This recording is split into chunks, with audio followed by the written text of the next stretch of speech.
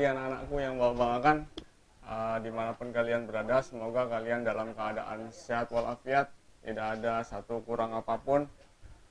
Pada kesempatan pagi hari ini kembali lagi dalam pembelajaran jarak jauh tahun ajaran 2021-2022 semester 1 bersama KKGO Kecamatan Kesambi Kota Cirebon. Anak-anakku yang bawa-bawakan, sebelum kegiatan kita berdoa dulu ya. Berdoa dalam hati menurut kepercayaannya masing-masing. Berdoa mulai. Selesai. Anak-anak yang bawa-bawakan, pada masa pandemi seperti biasa kalian selalu ingat dengan protokol kesehatan. Pasti kalian sudah paham ya. Kemudian silakan kalian dipersiapkan yang namanya alat tulis baik pensil, buku dan lain sebagainya, terutama baju olahraga. Kemudian pada kesempatan pagi hari ini seperti biasa kalian sudah tahu Bapak bernama Pak Denny Prayitno, kemudian bertugas di SD Kesambi Dalam 3 dan SD Gunung Sari Dalam Kesambi. Baik anak-anak yang bawa-bawakan, kita langsung saja pada materi pagi hari ini, yaitu tentang variasi gerak non lokomotor pada seni bela diri pencaksilat kelas 5 KD.4 dan 4.4. Ya, baik anak-anak, lanjut. Tujuan pembelajaran, setelah pembelajaran ini kalian dapat mendeskripsikan variasi gerak dasar non lokomotor untuk membentuk gerak dasar seni bela diri pencaksilat. Kemudian yang kedua, mempraktikkan variasi gerak dasar non lokomotor untuk membentuk gerak dasar seni bela diri pencaksilat. Ya. Baik anak-anak.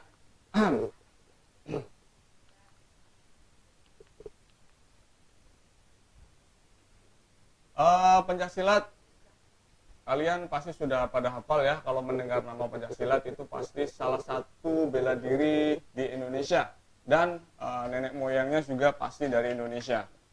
Kemudian penciptanya di Indonesia. Konon katanya pada zaman dahulu pencaksilat merupakan bela diri yang ditekuni atau dilakukan untuk menakut-nakuti para penjajah, bahkan untuk mengusir para penjajah. Jadi pada zaman yang sekarang ini kita layak sekali melestarikan budaya tersebut, terutama untuk generasi seperti kalian, untuk prestasi ya, prestasi. Baik anak-anak, kita lanjut. Variasi gerak non lokomotor pada sikap kuda-kuda. Dalam mempelajari sikap kuda-kuda, kamu perlu memahami 8 arah mata angin. Arah mata angin berfungsi sebagai acuan untuk melangkahkan kaki kuda-kuda ke depan. 8 arah mata angin termasuk gerak non lokomotor. Ya, karena kenapa? Ini dikatakan gerak non lokomotor karena tidak berpindah tempatnya. Yang berikutnya yaitu yang pertama adalah menekuk kaki ke depan pada sikap kuda-kuda depan. Kuda-kuda depan sebagai awal melakukan serangan dalam pencaksilat. Ya, seperti itu. Kuda-kuda seperti apa? Ya, sudah pasti kuda-kuda itu harus direntangkan kakinya, kemudian tangannya juga ke depan. Kaki itu tidak ada yang kalau di silat tidak ada yang mengepal semua, harus satunya membuka, tidak boleh ngepal semua, boleh membuka semua, boleh salah satu aja yang membuka. Nah, harus agak pendek ya, agak pendek. Jangan terlalu pendek, jangan terlalu berdiri karena nanti mudah dijatuhkan. Nah, ini geser kaki kiri atau kanan ke depan. Kemudian berat badan bertumbuh pada tungkai depan, kayak gitu. Tapi jangan terlalu jatuh ke depan ya. Kemudian posisi badan tegak, pandangannya ke depan. Kemudian tungkai depan ditekuk dan kaki belakang lurus. Kemudian dilakukan kaki belakang serong ke arah luar. Serong ke arah luar, kayak gitu. Jangan terlalu kaku, relax aja. Kita lanjutkan lagi ke yang kedua, yaitu kuda-kuda menekuk belakang pada sikap kuda-kuda belakang. Nah, itu kebalikannya. Tadi kuda-kuda depan, sekarang kebalikannya seperti itu.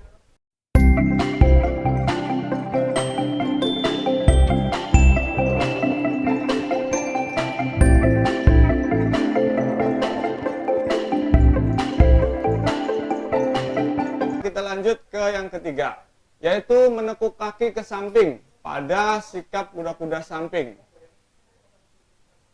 Kuda-kuda samping umumnya berfungsi untuk memperkuat posisi tubuh kita sebelum melakukan gerakan-gerakan inti.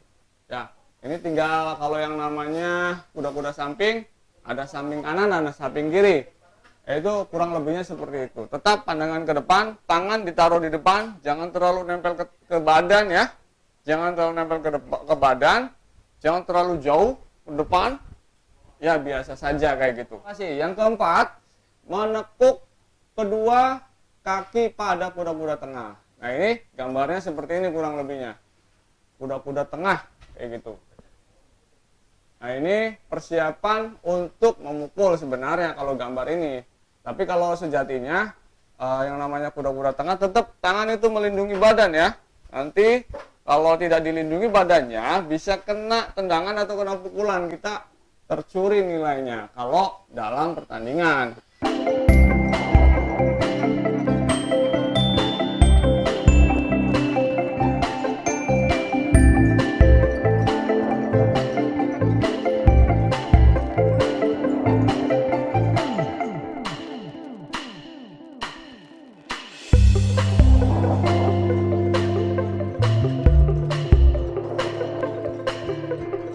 Kita lanjutkan ke kuda-kuda silang belakang. Nah, silang kakinya disilangkan. Ini mungkin lebih tepatnya untuk kegiatan apa? Kegiatan seni bela diri ya, seninya. Jadi kalau yang namanya silat itu kan ada 3 anak-anak ya. Ada pertandingannya itu ada 3, yaitu pertama laga atau berkelahi beneran. Yang kedua itu seni tunggal, memperagakan jurus sendirian gitu kan. Yang menggunakan alatnya adalah golok sama tongkat. Kemudian yang ketiga adalah seni bela diri beregu. Jurusnya itu beregu, tidak pakai alat ya. Ini hanya rampak jurus saja. Kemudian yang keempat adalah ganda atau berkelahi bohongan seperti yang di sinetron-sinetron itu ya. Itu biasanya orang-orang yang ahli dalam bela diri silat, terutama ganda. Ini banyak alat yang digunakan. Semua alat tajam, semua tongkat dan lain sebagainya bisa digunakan karena silat itu adalah olahraga tradisional. Nah, sekarang dilanjutkan ke kuda-kuda silang depan. Sama anak-anak, kuda-kuda silang depan juga. Ini posisinya ya diawali dengan berdiri, salah satu kaki dilangkahkan ke depan, kemudian menyilang, kaki yang dipindahkan sejajar dengan kaki lain, berat badan ditubuhkan pada tungkai kaki.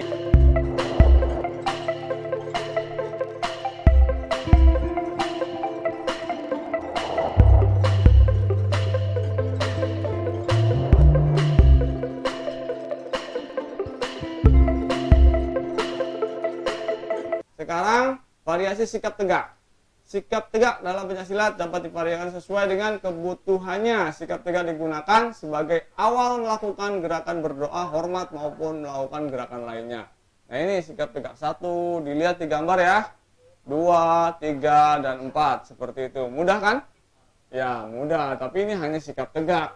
Awas, ini mudah dijatuhkan atau mudah diserang. Karena tidak ada kuda-kudanya, hanya cuma berdiri doang. Kuda-kuda itu pastinya kakinya harus buka minimal selebar bahu, agak ditekuk ke bawah. Itu nanti bisa kencang atau mudah lari kemanapun. Kita lanjut ke variasi gerak non lokomotor pukulan. Ya, gerakan di tempat atau non lokomotor tapi melakukan kegiatan pukulan. Pada pencaksilat juga memerlukan pukulan yang benar. Pukulan menjadi alat serangan dalam pencaksilat. Kelincahan, ketepatan, dan kecepatan sebagai faktor penting dalam melakukan pukulan.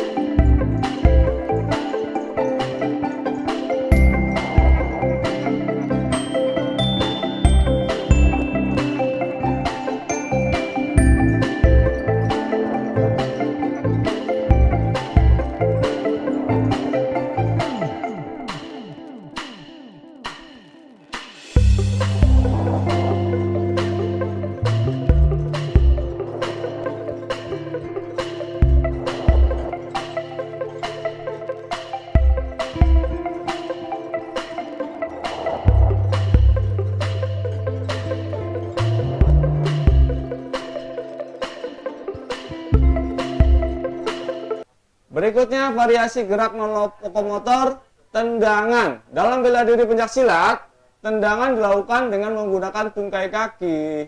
Tendangan juga bertujuan untuk menyerang lawan. Ya, tendangan juga untuk menyerang lawan. Nah, ada tendangan lurus. Yang pertama itu jenis-jenis tendangan dalam pencaksilat. Yang pertama adalah tendangan lurus atau tendangan kobra biasa didengar. Dan yang kedua adalah tendangan belakang atau tendangan balik. Berikutnya ada tendangan samping dan tendangan T. Tendangan samping dan tendangan T. Nah, itu biasanya ini juga sering digunakan sekali ya. Tadi yang dua itu tendangan depan sama tendangan belakang, tendangan samping, tendangan T. Ini harus semuanya sudah dikuasai semua. Kalau untuk pertandingan. Kita lanjut ke variasi gerak non lokomotor tangkisan. Tangkisan merupakan gerak pembelaan melalui kontak langsung atas serangan lawan. Tangkisan bertujuan untuk mengalihkan dan menahan serangan lawan. Ya, ini ada gambar sedikit, itu ada tangkisan atas samping ya. Bapak sudah bikin, kalian lihat. Nah, ini ada gambar, ini ada tangkisan dalam, tangkisan luar. Lebih tepatnya kalian bukan gambar ya, lihat video yang Bapak sudah buat. Video tangkisan dalam dan tangkisan luar. Silakan diperhatikan videonya.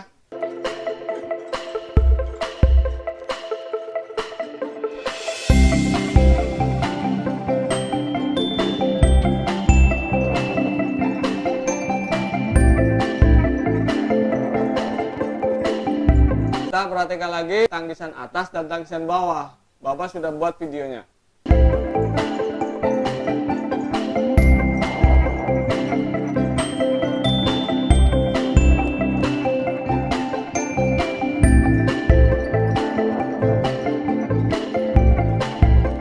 Sekarang gerak non lokomotor elakan. Elakan itu menghindari pukulan lawan dengan cara mengelak. Elakan dilakukan dengan memindahkan posisi tubuh untuk menghindari pukulan atau tendangan. Kalau tadi menangkis itu menggunakan tangan atau menggunakan kaki bisa tangkisan. Kalau sekarang mengelak itu hanya menghindar gitu ya. Sama dengan menghindar, tapi hanya dengan satu geseran kita tidak akan kena ya. Kalau yang sudah mahir hanya menggeser badan sedikit itu tidak akan kena pukulan atau tidak akan kena tendangan. Ya, apa saja sih yang namanya elakan itu? Ada atas dan bawah. Gerakan elakan dalam pencaksilat ada samping dan berputar. Bapak juga sudah buat ya. Ini ada video elakan. Silakan diperhatikan.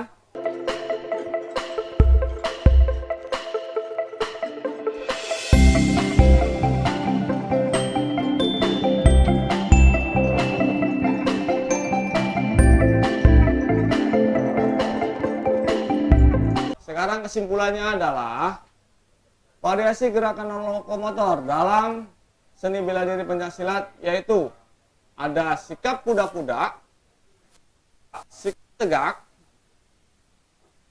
ketiga gerakan pukulan, yang keempat gerakan tendangan, yang kelima gerakan tangkisan, dan yang terakhir adalah gerakan elakan. Sebelum diakhiri, Bapak pengen memberikan saran kepada kalian. Apabila kalian pengen bisa, maka kalian harus mengikuti kegiatan ekskul di sekolah minimalnya. Atau pengen lebih mahir lagi, ikut klub yang ada di luar atau yang lebih mahir lagi. Ya, terutama klub-klub silat di kota Cirebon itu banyak sekali ya. Pokoknya banyak lah nama-namanya itu. Alirannya, karena semua silat itu kan dari Indonesia, pasti banyak alirannya ya. Siap ya, kalian pengen jadi jati diri orang Indonesia, harus bisa silat. Tapi sebelum kegiatan itu kalian harus ada semboyan dari silat itu apa?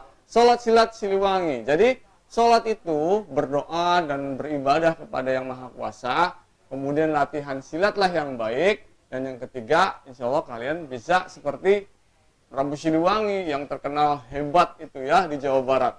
Jadi itu slogannya. Jadi kalian usahakan bisa seperti itu. Seperti itu aja yang bisa Bapak sampaikan. Semoga bermanfaat ya. Bapak akhiri, sampai bertemu di ekskul atau di KBM kita tentang kegiatan pencaksilat. Bapak akhiri, semoga kalian sehat-sehat selalu, jadi anak yang hebat, berbakti, dan sukses di masa yang akan datang. Terima kasih, Bapak akhiri. Assalamualaikum warahmatullahi wabarakatuh.